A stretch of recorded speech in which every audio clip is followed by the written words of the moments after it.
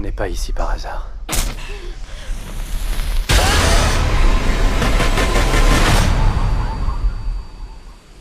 M. Night Shyamalan, évidemment ce nom, je pense, ne vous est pas inconnu. C'est un réalisateur assez talentueux qui a fait pas mal de films intéressants, et j'avoue que quand son dernier film a été annoncé et qu'il allait sortir au cinéma, sachant que pour ma part je n'ai pas vu beaucoup de Shyamalan, moi j'y suis allé à partir de The Visit. Je me suis quand même dit que ça serait intéressant de découvrir le dernier film de Shyamalan, surtout quand on voit la bande-annonce et le concept, d'être sur une plage où on vieillit très vite, voire trop vite. Et justement de ce côté-là ça m'intéressait, parce que je me suis dit si tu m'offres un concept intéressant avec la bande-annonce, je vais peut-être prendre et adoré. Mais au final, est-ce que Shyamalan a réussi à faire un très bon film? Faut voir. Commençons par l'histoire. Un petit groupe se fait emmener sur une plage isolée conseillée par l'hôtel où ils sont. Le problème est que sur cette plage, ils se rendent compte qu'ils vieillissent et grandissent beaucoup trop vite par rapport à la normale et qu'ils ne peuvent pas partir de la plage. Qu'est-ce qui se passe? Comment est-ce possible? Et vont-ils réussir à s'échapper? En gros, c'est l'histoire globale du film. Ouais, je sais, c'est très résumé rapidement, mais en même temps, il n'y a pas grand-chose à dire sans spoiler. Et qu'est-ce que j'ai pensé de ce film? Eh bien, pour être honnête, c'est un bon Shyamalan, mais en même temps,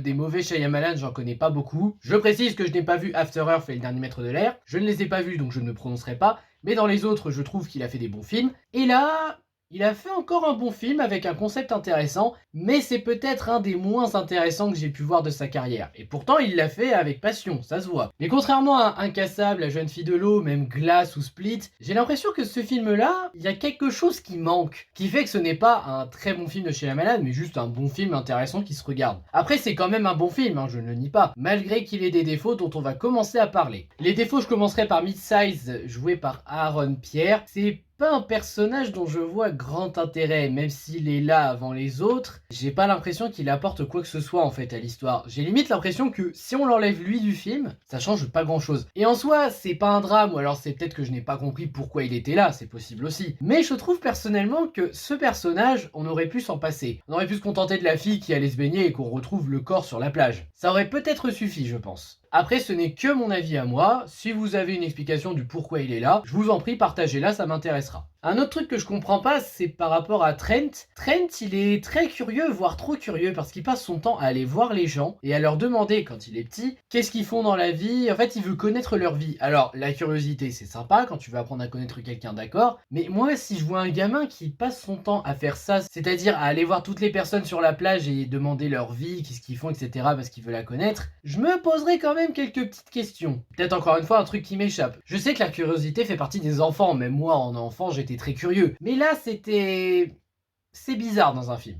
Voilà, c'est pas mauvais, c'est bizarre. La photographie est assez discutable aussi sur certaines scènes, parce qu'autant la photographie en général est bien, mais sur certains paysages il y a une espèce d'effet flouté, peut-être dû à la chaleur, je ne sais pas, mais je pense qu'ils auraient pu essayer de réparer ça parce que ça fait bizarre en fait. La photographie, oui, un peu floutée dans les paysages, c'est bizarre, pas mauvais, mais c'est bizarre. Le jeu d'acteur des enfants est un peu dur et en même temps on peut leur pardonner étant donné que ce sont des enfants. Vu que ce sont des enfants, ils ont un peu de mal à jouer comparé à des adultes ou à des adolescents, mais on sent qu'ils sont pas à l'aise. Après c'est peut-être leur premier rôle au cinéma, c'est peut-être pour ça. Donc à voir, mais j'avoue qu'ils sont pas totalement investis non plus, c'est pardonnable. Mais ça reste un défaut. Il y a certains éléments qui étaient prévisibles aussi, comme le fait que l'hôtel était derrière le coup de la plage, c'était évident. Tu sais pas le comment, tu sais pas le pourquoi, mais tu sais que ce sont eux qui sont derrière tout ça. Ça se voit venir dès le début du film, ça. Même par rapport au décor de l'hôtel, du fait que ça ressemble à un paradis. Mais ça, on y reviendra quand on parlera des qualités.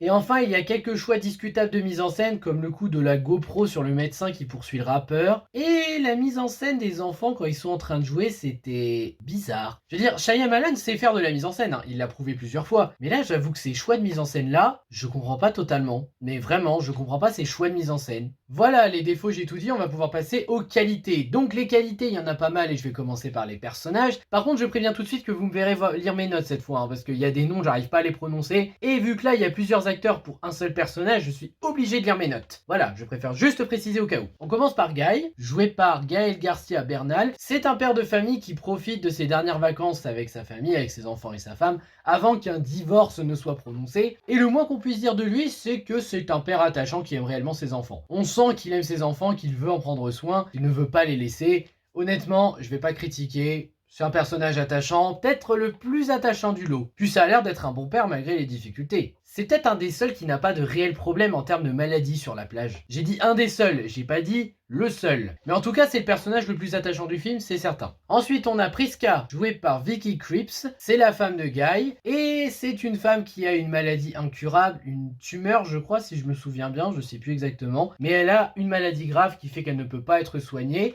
Et ça fait aussi que, justement, elle veut divorcer de son mari. Ça est pour une autre histoire dans le passé, dont on parlera pas ici et dont on parlera peut-être pas en partie spoil. Mais ça fait qu'elle veut divorcer, probablement pour lui éviter de trop souffrir et par rapport aux erreurs du passé. Pourquoi pas? Priska n'est pas aussi attachante que Guy, mais c'est un personnage qui fonctionne bien et qui a un développement intéressant par rapport à tout ce qui se passe, y compris dans leur relation, mais ça on y reviendra plus tard. Ouh, là ça va commencer, on va parler de Trent, joué par Nolan River, Luca Faustino Rodriguez, Alex Wolff et Emun Elliott. Ça fait du monde quand même, hein. C'est un enfant assez curieux, qui est heureux avec ses parents, mais qui sait qu'il y a des choses qui ne se passent pas très bien, et qui va finir par grandir trop vite sur cette plage au point d'oublier de mûrir un peu. Parce que oui, une chose que je précise là, les enfants grandissent, mais ils ne mûrissent pas forcément. Et encore, je dis ça, mais en vrai, Trent est un des seuls à avoir un peu mûri sur la plage dans les enfants. Mais ça, j'en parlerai plus en partie spoil ou plus tard. En tout cas, c'est un gamin attachant qui grandit au fur et à mesure, mais qui reste quand même attachant dans son envie d'aider ses parents et autres.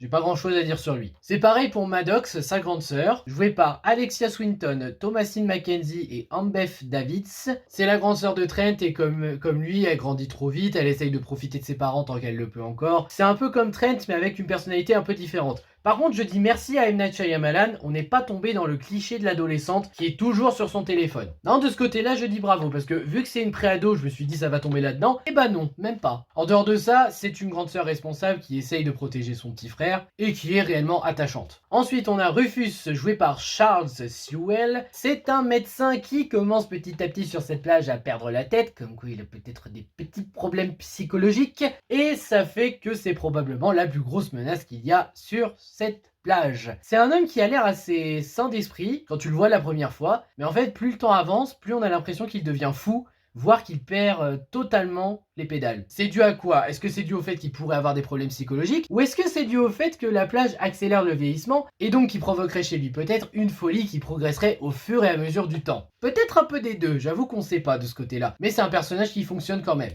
Peut-être pas se fier aux apparences. Il y a aussi sa femme Crystal, jouée par Abbey Lee Kershaw. D'ailleurs, apparemment, c'est une mannequin qui l'a jouée. C'est une femme qui prend grand soin de son corps, de sa beauté, qui vraiment respire la jeunesse, qui veut vivre dans la jeunesse. Donc imaginez sa réaction quand elle se rend compte qu'elle vieillit de plus en plus vite, et surtout quand on voit les problèmes que ça implique avec certaines parties de son corps. Non, je parle pas de son sex appeal, les pervers, je parle seulement du fait qu'elle ait besoin de quelque chose en particulier, du calcium, donc aussi de la lumière du soleil, et imaginez si elle les a plus et qu'elle vieillit. Et ben je vous laisse voir le film pour vous en rendre compte, hein, je ne veux pas vous traumatiser. En tout cas, c'est une mère qui tient à sa fille malgré qu'elle pense surtout à sa beauté, elle n'est pas égoïste. C'est un bon point ça aussi. Après on a Patricia, jouée par Nikki Amuka Bird. C'est une femme qui a des problèmes parce qu'elle fait souvent des convulsions même en public, qu'elle essaye de soigner mais apparemment c'est très difficile vu le stade avancé. Et sur cette plage, elle est aussi psychologue. Bah écoutez, elle est attachante et elle a un petit rôle à jouer pour essayer de calmer le jeu.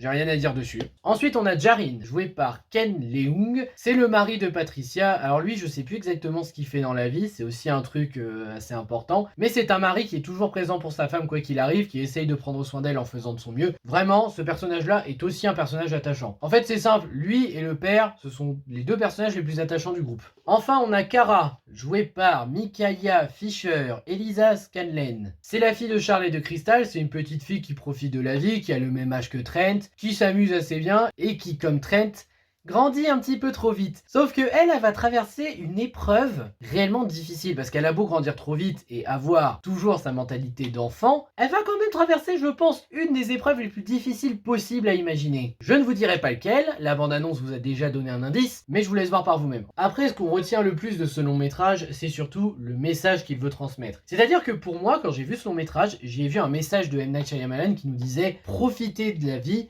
Profitez des périodes le plus possible avec vos enfants, avec vos parents et autres, avant qu'il ne soit trop tard. Si ça se trouve, l'effet de l'accélération de vieillesse ici due au rocher, c'est peut-être lié aussi au message qu'il faut justement profiter de ses proches tant qu'on le peut encore. Profiter des différentes périodes. Je vais revenir rapidement aussi sur la relation principale entre les deux parents, à savoir Guy et Priska. C'est une relation assez intéressante parce que c'est une relation qui allait mal malgré qu'ils voulaient montrer à leurs enfants que ça va bien. Bon, ils cherchent à protéger les enfants parce que les enfants, s'ils apprennent qu'ils se séparent, ils vont se dire c'est notre faute, maman, papa, ne vous séparez pas. On connaît tous la chanson, je pense qu'on est beaucoup à être passé par là, mais j'avoue que là, la relation en elle-même est assez intéressante. Elle évolue d'une manière intéressante, du fait qu'il faut savoir pardonner par rapport à ce qui s'est passé, du fait qu'ils arrivent aussi à se retrouver avec cette vieillesse accélérée. Il y a un symbolisme assez intéressant par rapport à cette plage et ce qu'elle représente pour la majorité des personnages. Pour les parents, par exemple, c'est justement une peur de perdre leurs enfants trop vite, de ne pas en profiter assez. Pour les enfants, c'est justement d'avoir peur de perdre leurs parents. Pour Crystal, c'est la peur de la vieillesse. Pour Charles, c'est la peur de la folie. Je sais pas si c'est forcément des peurs pour tout le monde, mais en tout cas on sent que cette vieillesse accélérée, ça symbolise beaucoup de choses pour tous les personnages, qui ont chacun leur manière de prendre la chose.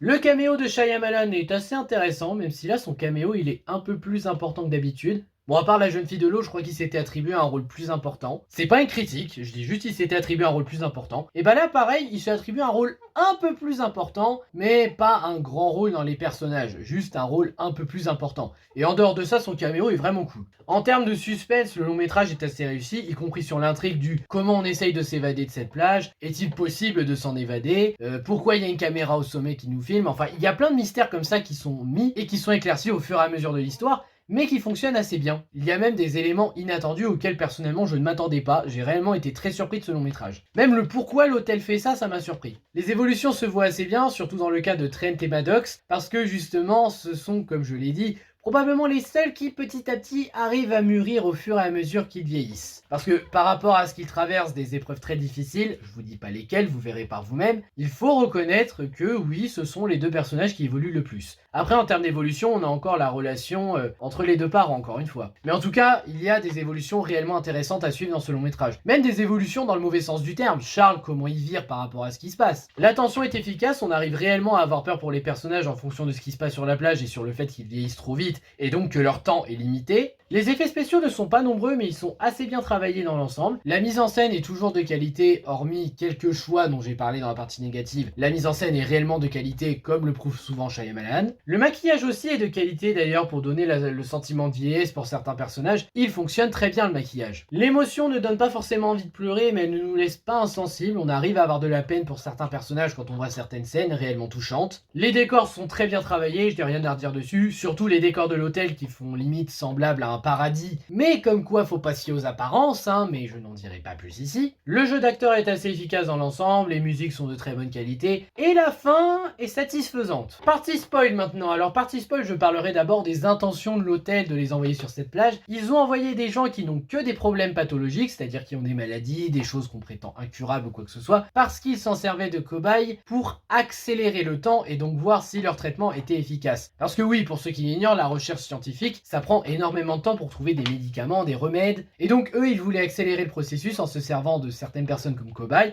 à savoir Priska avec sa fameuse tumeur, Patricia avec ses convulsions, peut-être Charles un peu avec sa folie aussi, Krista avec son calcium qu'elle doit avoir en permanence. Oui, parce que voilà, ça je vais vous le dire tout de suite. Krista, en fait, c'est que si elle n'a pas son calcium et qu'elle reste à l'ombre, et donc c'est ce qui arrive vu qu'elle vieillit de plus en plus, qu'elle est restée dans la grotte. Elle se tord vraiment, les os sont cassés mais à un point pas possible. Pas beau à voir. Mais en dehors de ça, oui, l'hôtel s'est servi d'eux comme des rats de laboratoire afin d'accélérer leurs tests et savoir si leurs médicaments étaient efficaces. C'est ignoble. Non mais vraiment c'est ignoble parce que là clairement les mecs ils ont pas voulu être patients. Ils ont voulu accélérer la course en disant si on trouve, on sera réputé ou quoi que ce soit. Mais le problème, c'est que même si t'as trouvé, t'as sacrifié des gens. Et tu leur as enlevé tellement d'années de leur vie dont ils auraient pu profiter encore. Puis même à la fin, parce que je vais en parler après, mais Trent et Maddox, ils ont genre 50 ans, je crois, à la fin, je sais plus. Ils ont un certain âge, et justement, ils ne pourront pas rattraper leur jeunesse. Ils ne pourront pas rattraper l'adolescence qu'ils n'ont pas eue, le début de la vie d'adulte et tout ça. Et c'est horrible. L'hôtel a vraiment eu des intentions horribles. Et le pire, c'est que si Trent et Maddox ne s'en étaient pas sortis, ils auraient recommencé l'expérience avec un nouveau groupe. Donc oui, l'hôtel considère vraiment ses clients comme des cobayes. D'ailleurs, pourquoi un hôtel fait des sujets comme ça avec des cobayes ? Je ne sais pas, mais j'avoue que c'est quand même ignoble. Tu peux pas enlever plusieurs années de la vie de quelqu'un comme ça, d'un coup, en un jour, pour au final juste tester tes médicaments. Une scène d'ailleurs que j'aime bien, c'est le fait que quand Trent et Maddox ont bien grandi et que les parents sont trop vieux, ce sont eux qui prennent soin de leurs parents. Je sais pas pourquoi, mais moi je trouve ça beau, parce que justement, le jour d'avant, c'était les parents qui prenaient soin des enfants, et là, ce sont les enfants qui prennent soin de leurs parents. Surtout que les parents allaient bientôt mourir, et qu'il y avait des problèmes qui venaient, la sourdité, il y en a un qui devenait myope aussi, je crois, il me semble, ou astigmate, j'avoue que je sais plus, mais il avait des problèmes de vue. Et honnêtement, de ce côté-là, c'est beau. C'est une seule scène, mais je la trouve réellement belle, cette scène. Bon, je vais parler rapidement de Kara et de l'épreuve qu'elle va affronter avant de vous donner l'échelle de temps de cette plage. Donc, Kara, en fait, elle a fait l'amour avec Trent alors qu'ils étaient ados. Ok. Alors, pour préciser l'échelle de temps, finalement, je vais le dire tout de suite. 30 minutes sur cette plage égale 1 an de ta vie. Donc, en 30 minutes, Kara était enceinte et elle a mis au monde un bébé. Le problème, c'est que peu de temps après, le bébé est mort, il n'a pas tenu. Oui, Kara a affronté une des épreuves les plus difficiles possibles de tous les personnages. Ça fait vraiment de la peine pour elle. Voilà, je pense que j'ai pas grand chose à ajouter sur Old. Alors que dire de ce film? Est-ce qu'il faut aller le voir au cinéma? Ça dépend. Le concept, encore une fois, est plutôt pas mal, il est innovant. Après, je ne sais pas si le film vaut réellement la peine d'être vu en salle. Parce que oui, j'ai aimé le film. J'ai bien aimé le sujet, j'ai bien aimé le contexte, j'ai bien aimé les personnages, le fait qu'on s'y attache, les évolutions de la situation, le message. Mais est-ce que ça plaira à tout le monde? Je ne suis pas sûr. Et encore une fois, je ne pense pas que ça sera un film qui sera aussi bon que Incassable, que La jeune fille de l'eau, même que Village, parce que Village, j'ai pas énormément de souvenirs du film, mais je crois que pour le moment, je préfère Village à Old. Old n'est peut-être pas le meilleur Shyamalan, mais c'est un film qui a été fait avec sincérité. C'est un film intéressant que vous pouvez quand même aller découvrir si la bande-annonce vous a intéressé et que le concept vous intéresse aussi. Sinon, passez votre chemin, parce que si vous vous attendiez vraiment à un grand film de Shyamalan, non. C'est un bon film, mais c'est pas un grand film. Sur ce, je vous remercie d'avoir regardé cette vidéo, n'hésitez pas à liker, à partager, à vous abonner, et je vous dis à bientôt pour une prochaine vidéo. Ciao!